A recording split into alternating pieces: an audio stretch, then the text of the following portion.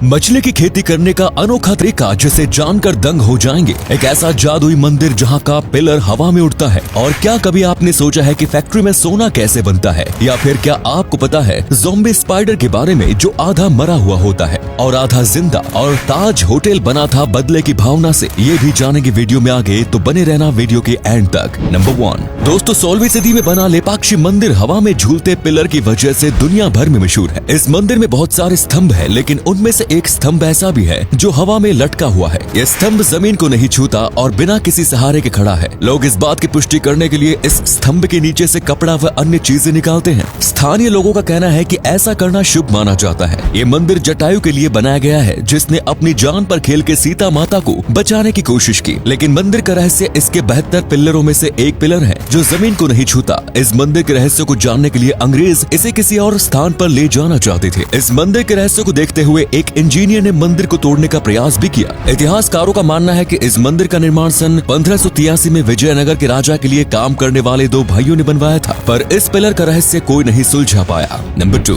भारत में सोना सबसे ज्यादा इस्तेमाल किया जाता है गहनों के रूप में। आइए जानते हैं फैक्ट्री में कैसे बनाया जाता है सोना। आमतौर पर सोना बिल्कुल शुद्ध रूप में पाया जाता है, हालांकि इसे सिल्वर, कॉपर, जिंक और लीड से भी निकाला जाता है। उसके बाद फैक्ट्री में सोने को हाइड्रोक्लोरिक एसिड में धोया जाता है। अच्छे से धोने के बाद सोने को छोटे छोटे गोल आकार में निकाला जाता है, जिसके बाद इसे पिघला के गोल्ड के बिस्कुट बनाए जाते हैं और उसमें ट्रेडमार्क लगा दिया जाता है। इस प्रोसेस में कई बार टूटे हुए गोल्ड के बिस्किट या गलत शेप के पीसेस बाहर आ जाते हैं, तो फिर उन्हें फिर से पिघला के उनको रीशेप किया जाता है। दोस्तों, पहले बस एक सोने की चैन बनाने में 2 दिन का समय लगता था, वो भी दिन रात मेहनत करने के बाद। लेकिन अगर आज देखा जाए तो सोने की कैसी भी माला और कैसी भी रिंग मशीन में डिजाइनिंग से लेके मैन्युफैक्चरिंग तक सब कुछ बस कुछ घंटों में हो जाता है।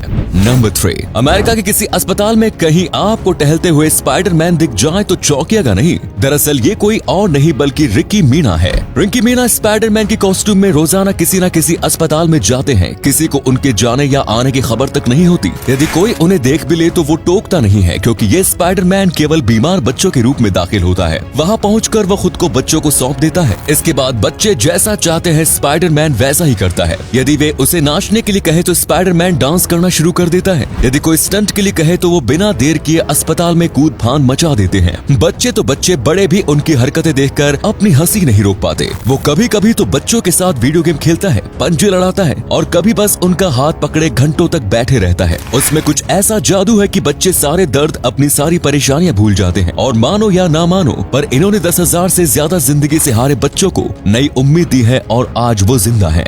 नंबर 4 दोस्तों, ब्रिटिशर्स के दौर में ब्रिटिशर्स से अपमानित महसूस होने के बाद जमशेद जी टाटा ने मन ही मन में ये निश्चय किया कि मैं भी विश्व के प्रसिद्ध शहरों में ऐसा प्रतिष्ठित होटल बनाऊंगा जहां अंग्रेज भी एक बार आने के लिए तरस जाएंगे। उन्हीं के इस पक्के निश्चय के वजह से ताज होटल अस्तित्व में आया। उन्होंने सबसे पहले इसका निर्माण मुंबई में समुद्र के तट पर कराया। ताजमहल होटल की मुख्य इमारत का निर्माण इंडो सर्कैनिक शैली में करवाया गया था तथा इसे पहली बार 16 दिसंबर 1903 को खोला गया। इसके मुख्य शिल्पी सीताराम खंडेराव वैद्य एवं DN मिर्जा थे तथा ये प्रोजेक्ट एक इंग्लिश इंजीनियर WA चैम्बर्स द्वारा पूरा किया गया। इसके निर्माणकर्ता खान साहेब सोराब जी रतन जी थे, जिन्होंने इसकी प्रसिद्ध मध्यवर्ती तैरती हुई सीढ़ियां भी डिजाइन की। उस समय इसके निर्माण की कुल लागत 25 लाख रुपए थी और आज ताज होटल मुंबई की आन बान शान है और दूर दूर से बड़े बड़े लोग बस ताज होटल में रुकने के लिए आते हैं। नंबर 5 दोस्तों, अगर मछली बेचने की बात करें तो आपके दिमाग में आता होगा लोग बड़ी बड़ी शिप में समुद्र में जाला लेके मछली पकड़ने जा रहे हैं। लेकिन आजकल लोग हार्ड वर्क नहीं करते बल्कि स्मार्ट वर्क करते हैं और इसीलिए मछली पकड़ने की जगह अब लोग मछली की खेती करते हैं। ये पहले तो ढेर सारी मछली के अंडे खुद फर्टिलाइज करते हैं, फिर उन्हें कुछ महीने तक फैक्ट्री में ही बढ़ने देते हैं। फिर कुछ हफ्ते गुजर जाने के बाद इन सब मछली के अंडों को तालाब में डाल दिया जाता है और फिर इन्हें एक बड़े से ट्रक से ढेर सारा खाना दिया जाता है। और कोई भी मछली भूखी ना रहे इसीलिए फिर एक छोटी नाव से सारी मछलियों को कोने कोने तक खाना दिया जाता है। और फिर अगर तालाब में इतनी मछलियां हैं तो तालाब का ऑक्सीजन लेवल गिर जाता है, इसलिए एक मशीन के जरिए पूरे पानी में ऑक्सीजन डाला जाता है और मछली जब पूरी बड़ी हो जाती है तो उन्हें पकड़ के फैक्ट्री में लेके जाया जाता है, जहां उन्हें अच्छे से काट के मार्केट में फिश मीट के रूप में बेचा जाता है। हर साल ऐसी कंपनी 30 करोड़ से ज्यादा का मुनाफा कमाती है।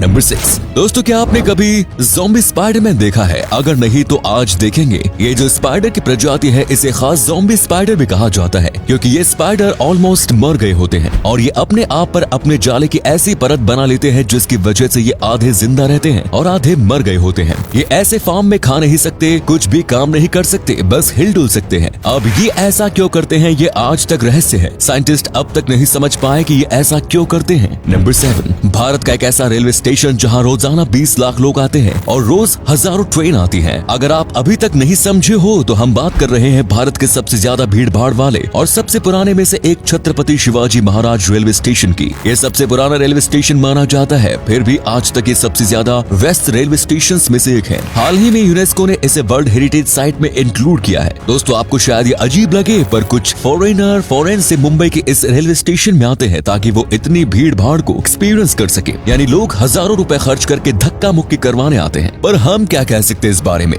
ये लोगों की अपनी अपनी पसंद होती है और जो चीज उनको अनोखी और रेयर लगती है उसे देखने के लिए लोग कुछ भी करते हैं। सो फ्रेंड्स, वीडियो अच्छा लगा तो लाइक कर देना। ऐसे ही वीडियोस देखते रहने के लिए पेज को फॉलो जरूर करें। धन्यवाद।